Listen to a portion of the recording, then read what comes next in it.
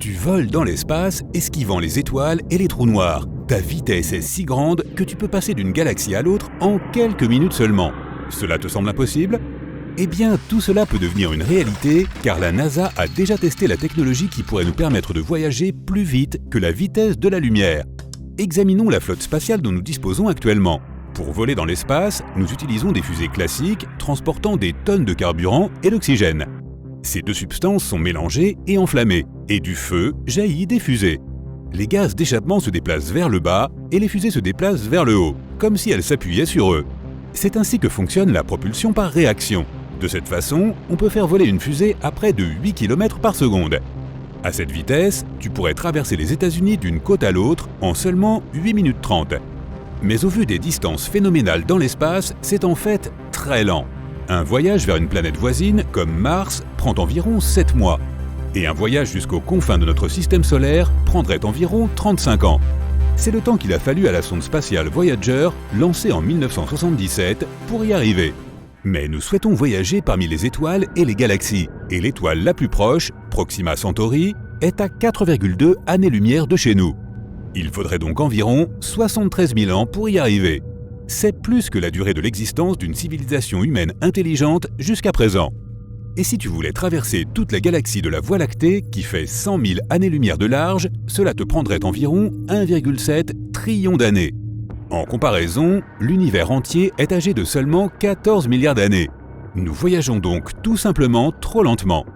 Mais même à la vitesse de la lumière, il te faudrait encore 4,2 années pour voyager jusqu'à l'étoile la plus proche.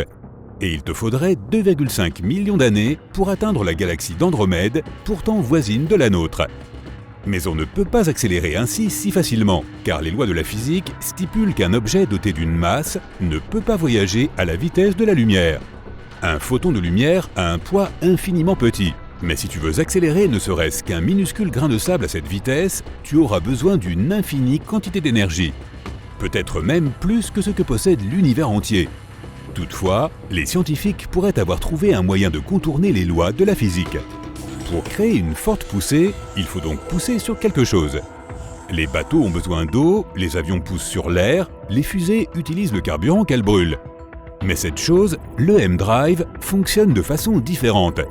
Un puissant magnétron, comme celui de ton micro-ondes, envoie des ondes dans un cône qui agit comme un résonateur. Il fait en sorte que les ondes à l'intérieur rebondissent sur l'une des parois et frappent les autres. Par conséquent, nous avons une force faible à l'extrémité étroite du cône et une force puissante à l'extrémité large.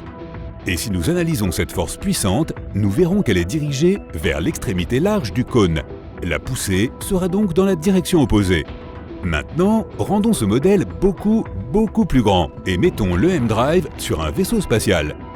L'extrémité étroite du cône est tournée vers le haut, l'extrémité large est tournée vers le bas. Le magnétron commence à fonctionner, le résonateur crée une poussée et la fusée décolle. Elle ne fait aucun bruit et n'émet aucun gaz nocif. Ce mécanisme peut accélérer la fusée bien plus vite que nous le faisons avec des tonnes de carburant. En théorie, nous pourrions même atteindre la vitesse de la lumière. Ce serait génial, mais en réalité, ce n'est pas le cas. Bien que l'inventeur de cet appareil ait essayé de prouver que le M-Drive fonctionne, aucune expérience indépendante dans le monde n'a montré de résultats positifs. La NASA a parrainé la construction d'une telle machine dans un laboratoire, mais elle n'a pas réussi à créer de poussée pendant les recherches. Une autre option, qui nous permettrait de voyager beaucoup plus vite que la vitesse de la lumière, est la bulle d'Alcubierre. Un scientifique mexicain a trouvé un moyen d'utiliser la théorie générale de la relativité sans enfreindre les lois de la physique.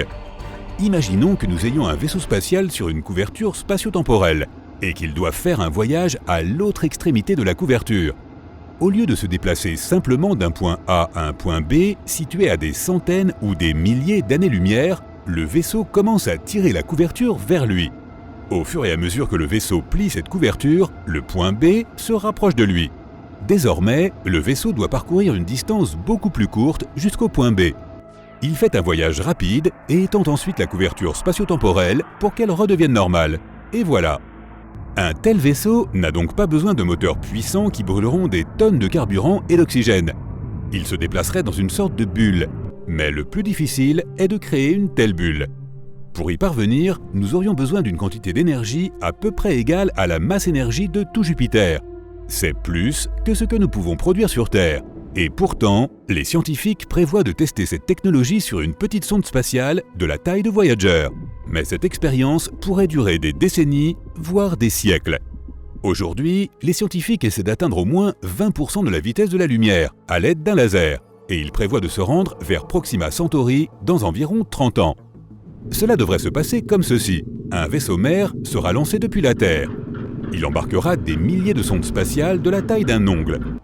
Après avoir atteint son orbite, le vaisseau mère lancera les sondes dans l'espace. Chaque sonde déploiera ensuite une voile, un morceau de matériau fin et réfléchissant de la taille d'un parking. Ensuite, les scientifiques concentreront un puissant faisceau laser depuis la Terre directement sur les voiles des sondes. Cela leur donnera une accélération 1000 fois plus forte que l'accélération de la chute libre sur Terre. Une par une, les sondes vont être propulsées et se diriger vers leur destination.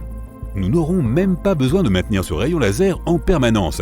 Si tu éteins les moteurs d'un navire ordinaire sur l'eau, il commencera à perdre de la vitesse à cause de la friction avec l'eau. Mais l'espace est un vide presque parfait. Il n'y a littéralement rien là-bas, donc aucune friction.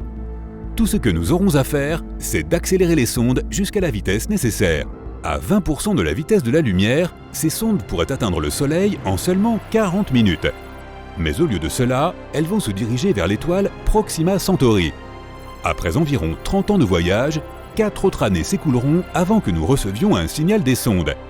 Il y a plusieurs exoplanètes dans ce système stellaire et certains scientifiques espèrent y trouver au moins des traces de vie. Cette technologie de voile peut d'ailleurs être utilisée dans l'espace, même sans un puissant laser. Nous pouvons utiliser le Soleil. Si nous créons une voile de la taille d'un terrain de football et que nous la déployons dans l'espace, elle commencera à capter les rayons du Soleil. Et comme la surface de la voile est réfléchissante, les rayons rebondiront sur la voile. Cela créera une poussée et propulsera le vaisseau spatial. L'un des inconvénients de cette technologie est que nous ne pouvons l'utiliser qu'à l'intérieur du système solaire. Dans l'espace interstellaire froid, la voile ne pourra pas capter les rayons du Soleil ou le vent solaire. Un autre candidat intéressant pour voyager plus vite que la lumière est le propulseur ionique. Comme une fusée classique, un vaisseau spatial équipé de propulseurs ioniques sera projeté par du gaz éjecté vers l'extérieur. Seulement dans ce cas, le gaz serait éjecté non pas par combustion du carburant, mais à l'aide d'un champ magnétique. Il faudrait créer un puissant champ électrique à l'intérieur du moteur. Les particules de gaz passant à travers ce champ électrique seraient accélérées et repoussées vers l'extérieur. Cela créerait une poussée, et même si l'accélération dans un tel moteur serait beaucoup plus faible que dans une fusée classique, le moteur ionique serait capable d'atteindre des vitesses plus élevées. La NASA prévoyait de construire un vaisseau spatial à moteur ionique pour voler vers Jupiter. Les moteurs ioniques consomment beaucoup d'énergie. Le vaisseau devrait donc être équipé d'un réacteur nucléaire et de nombreux panneaux solaires.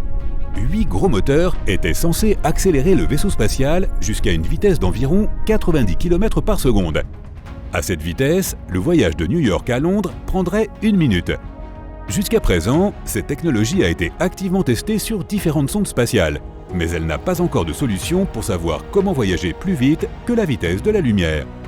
Toutefois, nous pourrons peut-être voyager entre les galaxies avec des fusées conventionnelles, mais il faudra utiliser des sortes de raccourcis appelés trous de verre. Revenons à notre couverture spatio-temporelle. Le point A se trouve à une extrémité et le point B à l'autre. Au lieu de voyager à travers toute la couverture pendant des millions d'années, il suffit de la plier. Le point B sera alors juste au-dessus du point A et l'on pourra s'y rendre rapidement grâce à un court tunnel qui les sépare. De tels tunnels s'appellent des trous de verre. Certains scientifiques pensent que les trous de verre peuvent se trouver à l'intérieur des trous noirs. Mais il y a 2 problèmes ici. Le trou noir le plus proche de nous se trouve à 1500 années-lumière, donc un voyage là-bas prendrait des lustres. Le deuxième problème est la gravité du trou. Les trous noirs ont la plus forte attraction gravitationnelle de tous les objets de l'univers. Leur gravité peut écraser n'importe quel vaisseau spatial. C'est parce que la force gravitationnelle augmente à chaque centimètre que tu te rapproches du centre du trou noir. Et la force qui affecte le nez du vaisseau spatial sera beaucoup plus forte que celle qui affecte la queue. Le vaisseau spatial va s'étirer comme un spaghetti et se déchirer. Mais il existe une théorie affirmant qu'un vaisseau spatial ou même une personne peut survivre à sa chute dans un trou noir. Mais seulement si le trou noir est supermassif, comme ceux qui se trouvent au centre des galaxies. Ils peuvent être des milliards de fois plus lourds que le Soleil. Mais même s'ils sont plus lourds, ils sont aussi plus grands en taille. Cela signifie que la gravité n'augmente probablement pas aussi vite là-bas. Il se peut que toi ou ton vaisseau spatial ne se transforme pas en spaghetti et que tu puisses même voir ce qu'il y a au cœur du trou noir. On tente ?